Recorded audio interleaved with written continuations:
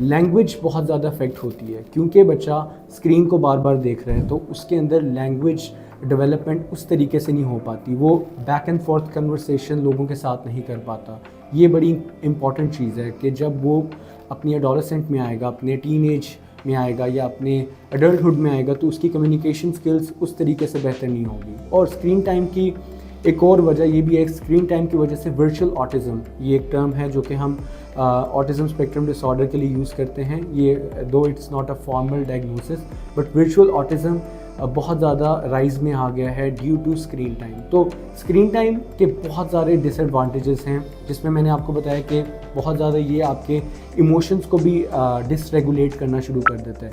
आप देखें, बच्चों से जब हम मोबाइल ले लेते हैं तो उनका टेंट्रम आता है, वो रोते हैं, वो चीखते हैं, और जब तक उनको वो मोबाइल नहीं मिलता वो चीखते ही रहते हैं। ये किस लिए है? क्योंकि उनके अंदर इमोशनल रेगुलेशन नहीं है, और वो इमोशनल आउटबर्स्ट आता है क्योंकि वो इसके आदी हो गए मोबाइल यूज़ करने के। तो स्क्रीन का बहुत सारे नुकसान हैं, और एक और नुकसान इसका ये है कि स्लीप इश्यूज़ बहुत ज़्यादा बच्चों में आपको देखने को मिलेंगे।